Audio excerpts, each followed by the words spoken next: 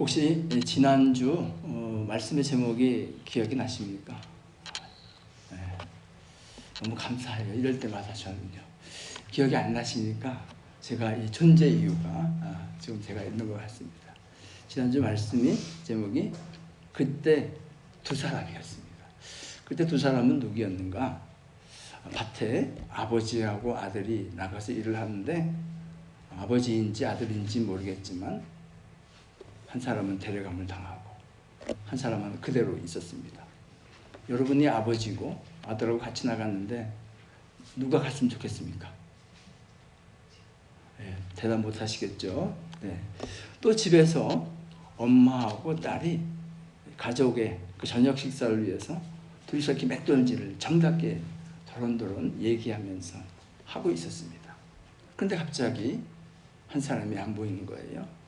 누가 올라갔을까요? 모릅니다. 네. 한 사람이 갑자기 없어진 거예요. 뭐죠?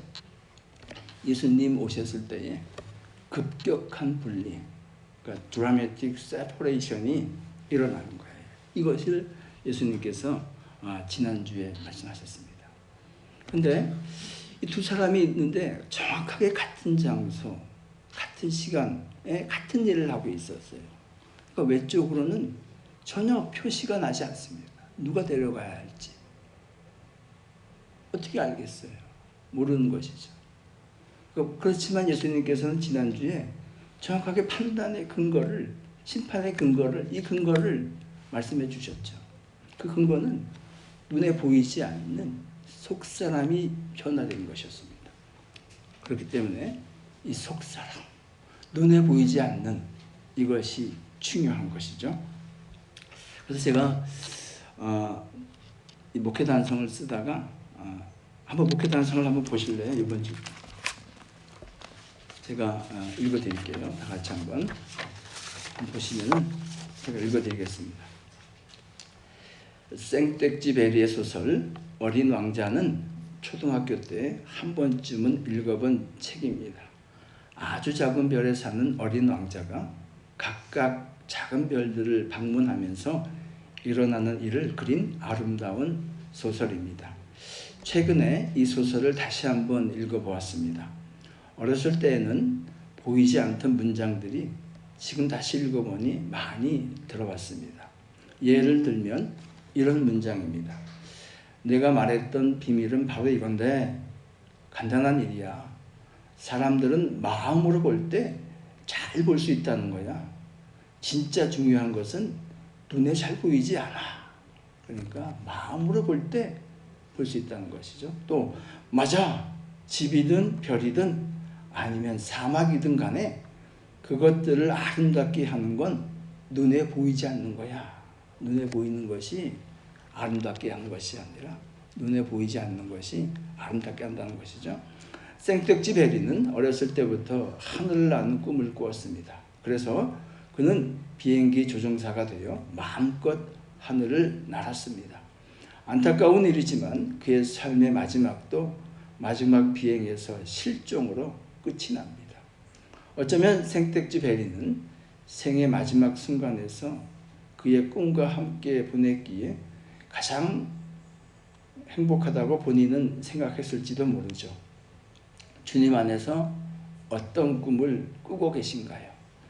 단도대의 술로 사라져간 바울도, 십자가에 거꾸로 달린 베드로도, 요즘 주일날 나누고 있는 마태복음의 저자 마태도 이디오파이에서 칼에 맞아 승도했다고 합니다.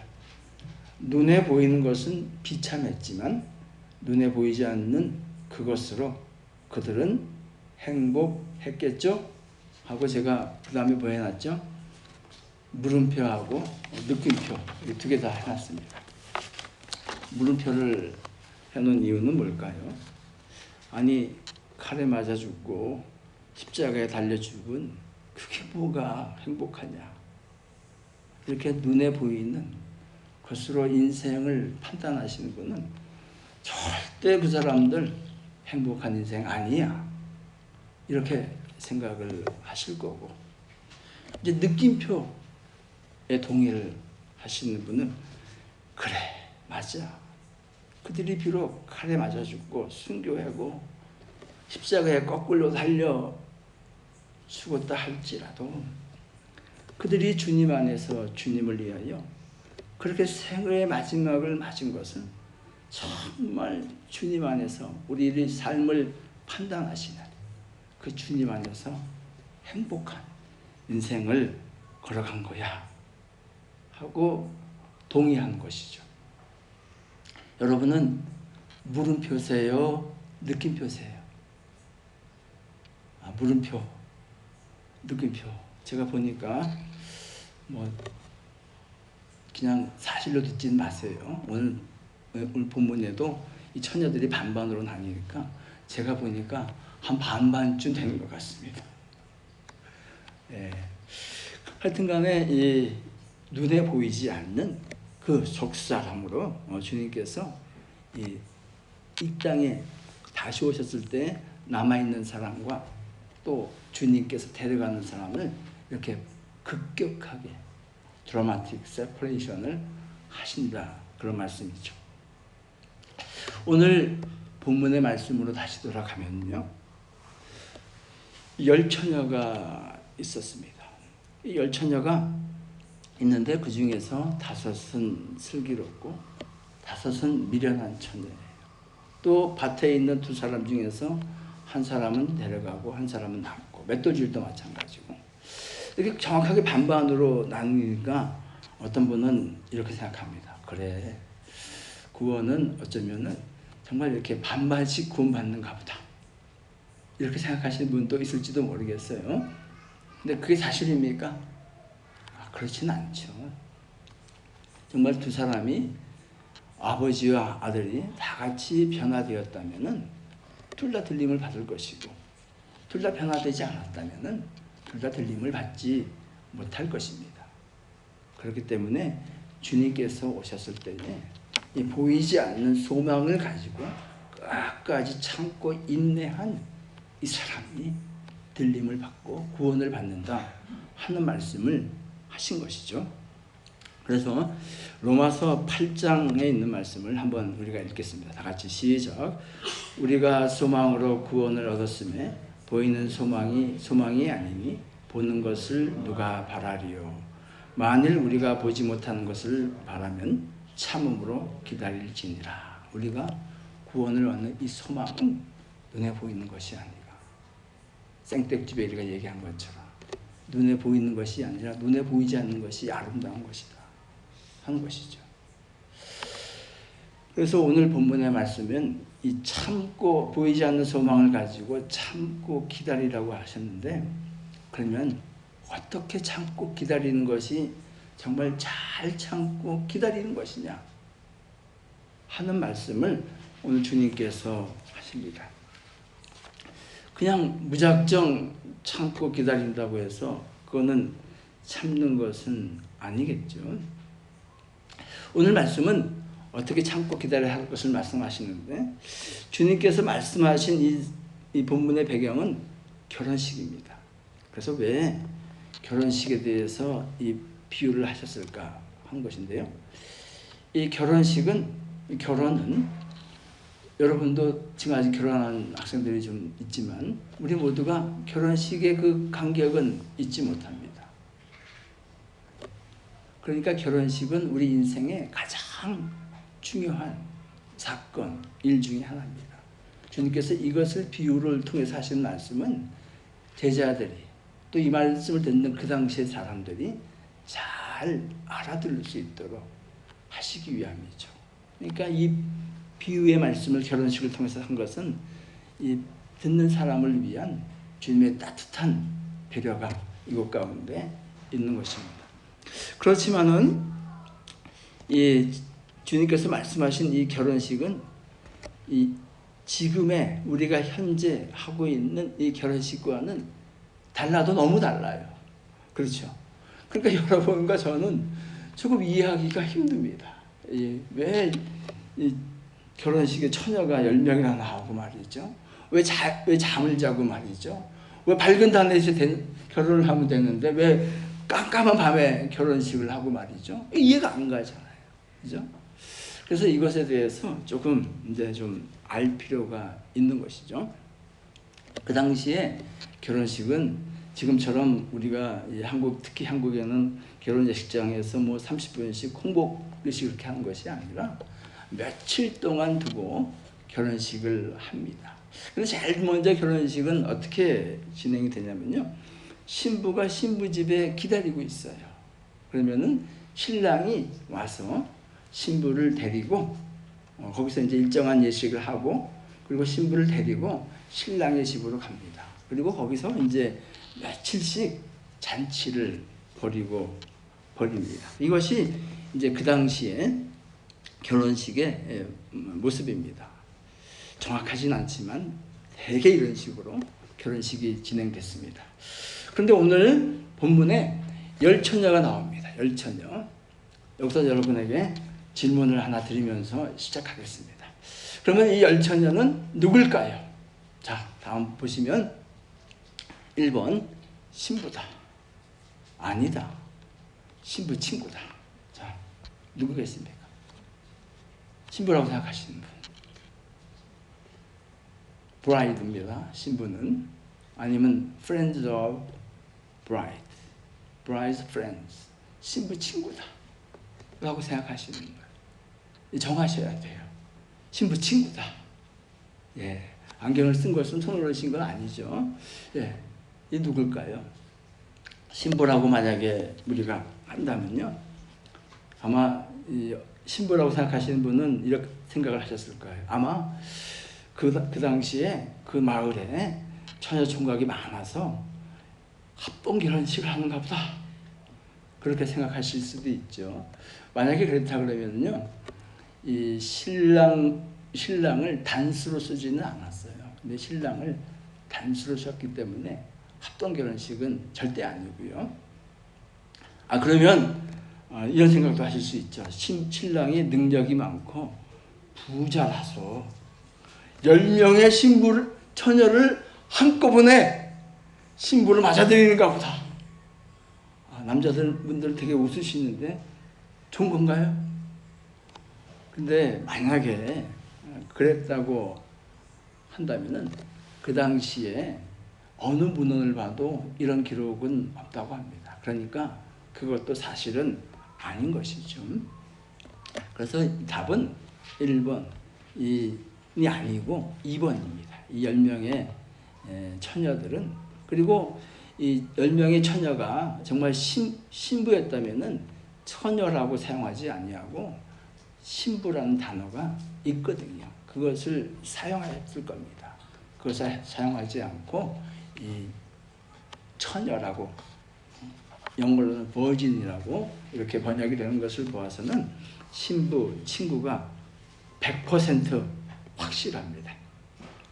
그러면 왜 이 결혼식을 하는데 등불이 필요했을까요? 밝은 대낮에 하면 될 텐데 왜 그랬을까요? 이것도 좀 이해가 필요하죠. 이 유대인들은요, 하루의 시작이 밤입니까? 낮입니까? 하루의 시작이 저녁 6시입니다. 저녁 6시부터 하루가 시작되는 거예요. 그러니까 생각을 해보세요. 이 결혼은 인생의 시작입니다. 또 다른 시작이에요. 또 다른 시작을 할 때 하루가 끝나는 낮에 하겠어요? 아니면 하루가 시작되는 그 6시 이후에 하겠어요? 예, 끝이 아니라 시작되는 시점에서 결혼식을 진행하였을 것이라고 이렇게 생각이 됩니다. 그래서 등불이 어두컴컴한 그 시간이 되기 때문에 등불이 필요한 것이죠. 5절 말씀을 읽겠습니다. 5절 다 같이 시작. 신랑이 더디움으로 다 졸며 잘세. 여기 보면 ESV 버전에는 좀 더 정확한 원어의 뜻이 사용되어 있어요. 딜레이 되었다. 신랑이 오기로 한 그래도 와야 될 시각이 오지 않고 딜레이가 된 거예요. 그러니까 깜깜한 밤이 되었겠죠. 그랬더니 우리 학생들, 요즘의 학생들은 뭐 올빼미라 그러지만은 그 당시에는 뭐 이렇게 뭐 인터넷도 없었고 뭐 전기도 없으니까 깜깜해지면 그냥 자는 거잖아요. 이 신부 친구들이 10명의 친구들이 다 졸렸어요. 그래서 어떻게 해요? 5명만 잤어요? 다 잤어요? 다 잤어요. 다 잔 거예요. 여기까지는 뭐 이 10명이 큰 차이가 나지 않습니다. 근데 자고 있을 때에 이제 소리가 나는 거예요. 6절 읽겠습니다. 시작. 밤중에 소리가 나되 보라 신랑이로다 맞으러 나오라 하매. 그러니까 바깥에서 신랑이 온다! 신랑이 온다! 맞으러 나와라! 하고 이렇게 소리가 들린 것이죠. 그랬더니 이 신부 친구들이 어떻게 해요? 벌떡 일어나서 이 등불을 들고 맞으러 나가는 것이죠. 여러분, 이 말씀을 이렇게 묵상을 하면서 몇 가지 중요한 부분들이 있습니다. 먼저 그 당시에 등불은요, 지금처럼 이 배터리가 있어서, 영어로는 배럴이죠. 배럴이가 있어서 무슨 렌트 그런 거 없잖아요. 그러니까 이 등불은 약 15분마다 이렇게 밑에 있는 심지를 기름에 담궈줘야 이렇게 불이 계속 타오를 수 있다고 합니다. 그리고 이 신부 친구들이 올 때는 그냥 이렇게 허줄글한 옷 입고 왔겠어요? 아주 좋은 옷, 예복을 입고 왔을 것이고, 그리고 예복을 입고 와서 이제 결혼한 친구와 도란도란 이렇게 말도 하고, 그리고 제가 생각하기에는 그때 그 신부는요, 10명의 신부 친구가 들러리를 선거 보게 되면은 아주 친구가 많았던 것 같아요. 그래서 그 많은 친구 중에서 특별히 뽑힌 10명, 좋은 직분을, 역할을 받은 사람이죠. 그리고 이 역할을 하면서 이 신랑이 언제 나오나 하고 신랑을 아주 간절히 10명이 똑같이 기다리고 있는 것이죠. 그리고는 10명이 다 같이 잠이 듭니다. 여기까지는 이 10명이 다른 점이 있어요, 없어요? 다른 점이 전혀 없습니다. 전혀 없는데 차이가 언제가 나죠? 신랑이 왔을 때, 신랑이 오셨을 때에 이 10명의 신부 친구가 급격한 차이를 보낸 것이죠. 자, 그래서 이 모습을 보게 되면은 마태복음 13장에 있는 말씀 한번 읽겠습니다. 다 같이 시작. 둘 다 추수할 때까지 함께 자라게 두라. 추수 때에 내가 추수꾼들에게 말하여 이르기를 가라지는 먼저 거두어 불사르게 단으로 묶고 곡식은 모아 내 곡간에 넣으라 하리라. 신랑이 오는 것은 예수님께서 다시 오시는 그때를 의미하는 것이고, 그리고 이 추수할 때에도 동일하게 그 말씀을 하시는 것이죠. 예수님께서는 알곡과 가라지를 그대로 추수할 때까지 두라고 하는 것이에요. 마찬가지로 이 10명의 신부 친구가, 처녀가 구분이 되는 것은 평상시에는 알지 못하지만 신랑이 왔을 때에 그때야 비로소 구분이 되는 것입니다. 그렇기 때문에 이미 그때가 되면은 준비하려면 좀 늦는다 하는 말씀을 이 시간 주님께서 하시는 것이죠. 자, 신랑이 왔습니다. 8절과 9절 말씀을 읽겠습니다. 8절과 9절 시작. 미련한 자들이 슬기 있는 자들에게 이르되 우리 등불이 꺼져가니 너희 기름을 좀 나눠달라 하거늘 슬기 있는 자들이 대답하여 이르되 우리와 너희가 쓰기에 다 부족할까 하노니 차라리 파는 자들에게 가서 너희 쓸 것을 사라 하니. 미련한 자들이라고 하는데 좀 기름 좀 나눠달라고 얘기합니다. 제가 상상을 해보니까요, 이 10명의 이 처녀들은 평상시에 아주 친한 사이였어요. 서로 같이 놀러도 가고, 학교가 있다 그러면 학교도 같이 가고, 그리고 슬리버보도 같이 하고, 아주 막역한 사이예요. 그러니까 기름이 떨어졌는데 좀 나눠달라 그랬을 때에 나눠주는 게 맞아요? 안 나눠주는 게 맞아요? 아주 친한 친구들인데 우리 죽어도 같이 죽고 살아도 같이 살자, 뭐 이거 아니겠어요? 친구들은요. 근데 전혀 다른 대답이 돌아옵니다. 어저께 권사님들 몇 분을 모시고 오전에 LA 나갔다가 오후에도 다시 나갔는데요.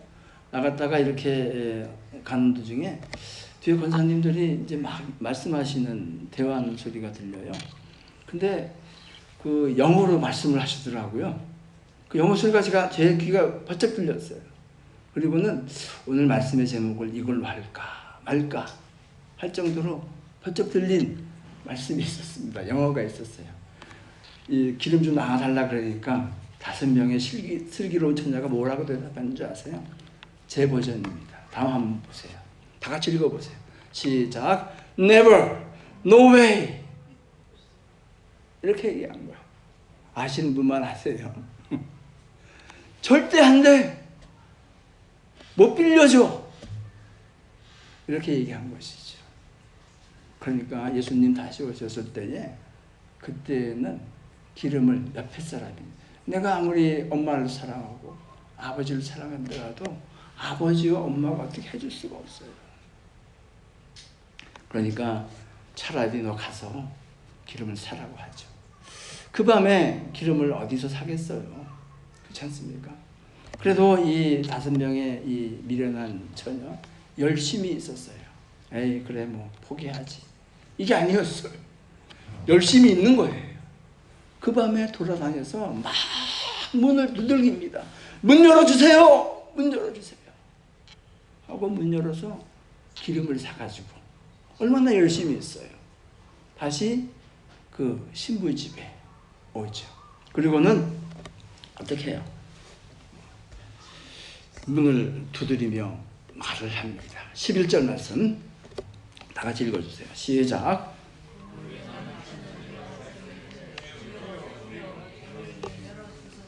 주여 주여 우리에게 열어주소서. 이 빨간 줄로 제가 해놨죠. 신랑님도 아니에요. Lord, Lord.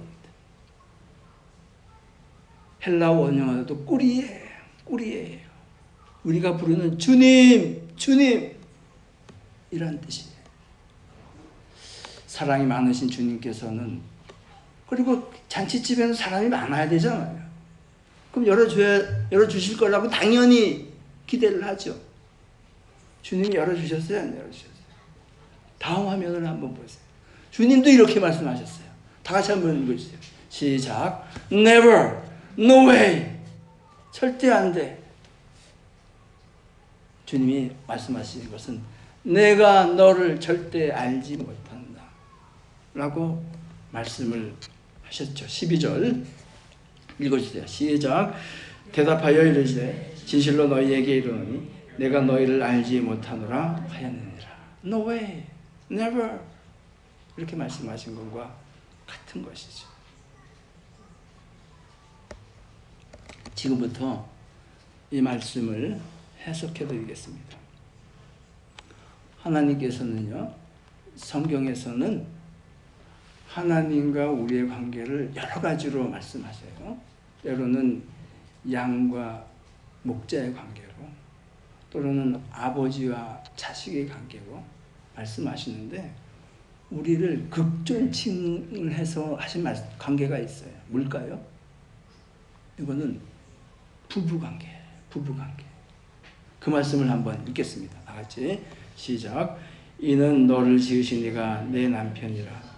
그의 이름은 만군의 여호와이시며 내 구속자는 이스라엘의 거룩한 이시라. 그는 온 땅의 하나님이라 일컬음을 받으실 것이라. 호세아 2장. 내가 내게 장가들어 영원히 살되 공의와 정의와 은총과 긍휼이 여김으로 내게 장가들며. 너를 지으신 하나님께서 뭐라고요? 남편이시라. 이것보다 우리를 더 생각하시는 극존칭이 어디 있겠어요? 그리고는요, 호세아 2장에서는 말씀하세요. 더 나아가서 내가 너한테 I will marry you. 내가 너하고 결혼을 해서 이혼도 하지 아니하고 어떻게 해요? 영원히 사시겠대요. 이것보다 우리를 더 생각하시는 말씀이 어디 있습니까? 우리 피조물. 이 말씀은요, 신약에 더 유효합니다. 에베소서 5장에 있는 말씀 같이 읽겠습니다. 시작. 그러므로 사람이 부모를 떠나 그의 아내와 합하여 그들이 한 육체가 될지니 이 비밀이 크도다. 나는 그리스도와 교회에 대하여 말하노라. 이 구약의 말씀, 창세기에 나와 있는 말씀이죠. 이 말씀을 언급하시면서 바울은 이것이 교회와 그리스도의 관계라는 거예요. 그러니까 그리스도께서 신랑이시고 그리고 교회가 거룩한 신부라는 것이에요. 자, 오늘 이 열처녀에 대해서 좀 더 묵상을 지금부터 하겠습니다. 이 열처녀, 신부의 결혼식에 초대를 받았습니다. 이것은요, 우리가 예수님의 초대를 받고 이 시간 나와서 예배하는 것과 무엇이 다르겠어요? 같은 것이죠. 그리고 이 열처녀는 그 초대에 정말 기쁨으로, 마지 못해서가 아니라 기쁨으로 이 초대에 응했습니다. 그러니까 우리가 지금 예배하면서 간절히 찬양하며 기도하며 하나님의 말씀을 기쁨으로 받기를 원하는 것과 무엇이 다르겠어요? 본질적으로 같은 것입니다. 그리고 한 걸음 더 나아가서요, 신랑이 더디 와요. 근데 10명 전부 다 간절히 신랑이 오기를 기대하고 있습니다. 10명이 똑같아요. 차이가 없습니다.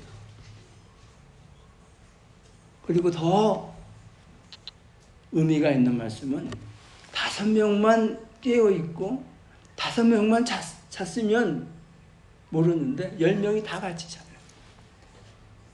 우리 육신의 연약함을 또 이 말씀하시는 것이 10명이 차이가 없어요. 그리고 더 결정적인 말씀이 있어요.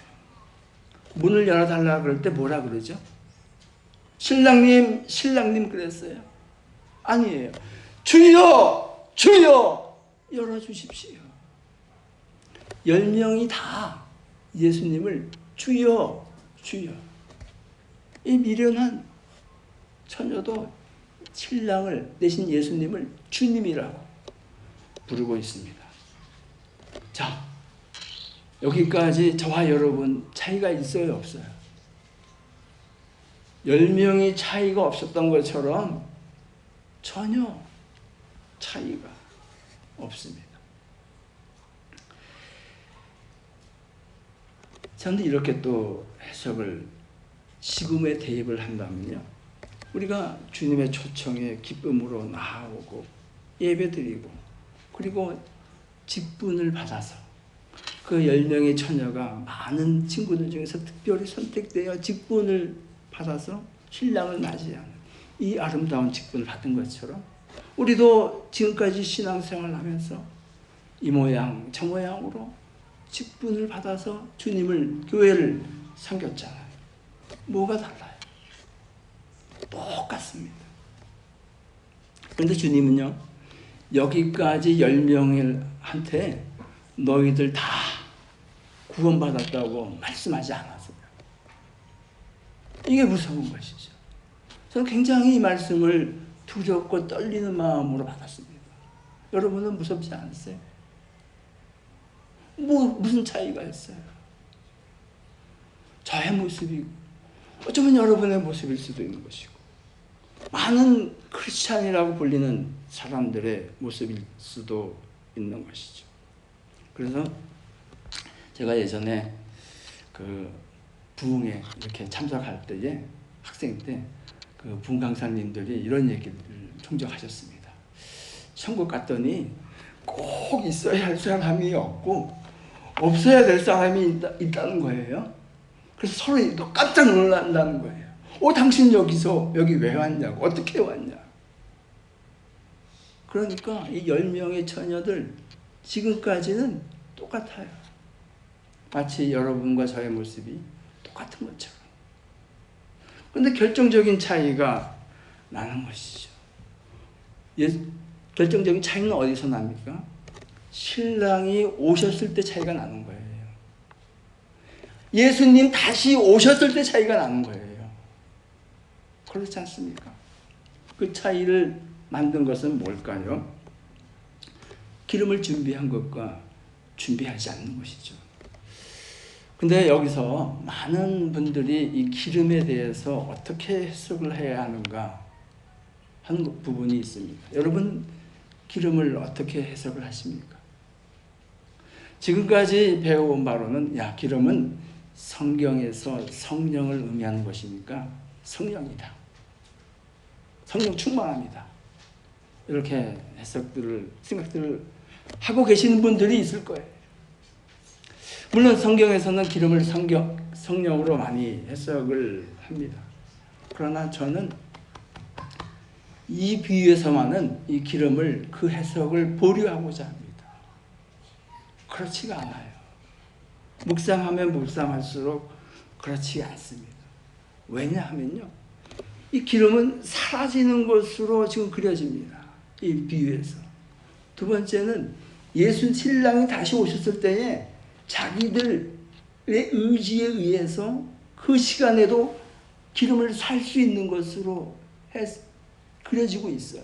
그렇지 않습니까? 성령은 절대 그런 것이 아니에요. 내 의지로 성령을 살 수 있고 소유할 수 있는 것이 절대 아닌 것이죠. 그렇기 때문에 여기서 말씀하시는 것은, 이 비유에서 하신 말씀은 무엇일까요? 저는 이 두 구절에 주의를 기울였습니다. 7절과 10절 다 같이 읽어주세요. 시작. 이에 그 처녀들이 다 일어나 등을 준비하세 그들이 살아간 사이에 신랑이 오므로 준비하였던 자들은 함께 혼인잔치에 들어가고 문은 닫힌지라. 뭐죠? 준비예요. 준비. 이 준비라는 것은 우리가 지난 시간에 나눴죠. 누가 데려가고 누가 남는 거. 그 기준을 얘기했어요. 같은 것이. 충성되고 지혜 있는 종이 준비된 자입니다. 속사람이 변한 거예요. 주님 오실 그 순간에는 아무리 하려고 해도 되지 않습니다. 준비는 언제 하는 거죠? 평상시에 하는 거예요. 평상시. 지금 우리가 준비할 때입니다. 그래서 이것에 대해서 하시는 성경 말씀을 몇 구절 읽고 말씀을 정리하고자 합니다. 먼저 빌립보서 2장 15절 말씀 다 같이 읽어주세요. 시작. 이는 너희가 흠이 없고 순전하여 어그러지고 거스러는 세대 가운데서 하나님의 흠 없는 자녀로 세상에서 그들 가운데 빛들로 나타나며. 흠이 없고 순전한 이 어그러진 세상 가운데, 얼마나 어그러진 세상 가운데 우리가 살고 있습니까? 이런 사람들이 준비된다는 거예요. 준비된 자라는 거예요. 그리고 그 사람들 향해서 세상의 빛이라고 말씀합니다.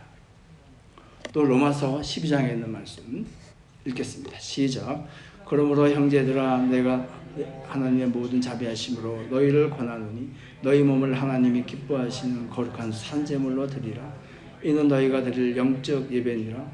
너희는 이 세대를 본받지 말고 오직 마음을 새롭게 함으로 변화를 받아 하나님의 선하시고 기뻐하시고 온전하신 뜻이 무엇인지 분별하도록 하라.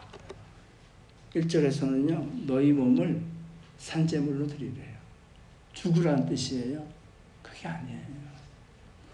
우리 삶을 드리라는 겁니다. 예배 시간에만 앉아서 예배하는 것이 아니라 삶 전체가 하나님께 영광을 올려드리는 삶이 되라는 것이에요. 그것이 준비됐다는 뜻입니다. 그럼 이것을 가능하게 하는 것이 무엇이냐? 2절에 나오죠. 보이지 않는 것, 마음이죠. 이 속사람이죠. 이것이 변화를 받아야 하나님의 기뻐하시고 온전한 뜻을 행할 수 있다는 것이죠. 이것이 준비된 사람입니다. 말씀을 정리하겠습니다. 준비는 하루아침에 되지 않습니다. 주님 오셨을 때에는 이미 늦은 겁니다. 그리고 그날에는 기름을 빌려주고 싶어도 빌려줄 수가 없어요. 빌릴 수가 없습니다. 그리고 그때 주여 주여 불러도 소용이 없습니다. 여러분, 저와 여러분이 이 오늘 하루하루도 정말 어떻게 하면은 준비된 자로 살아갈 것인가, 이것을 고민하면서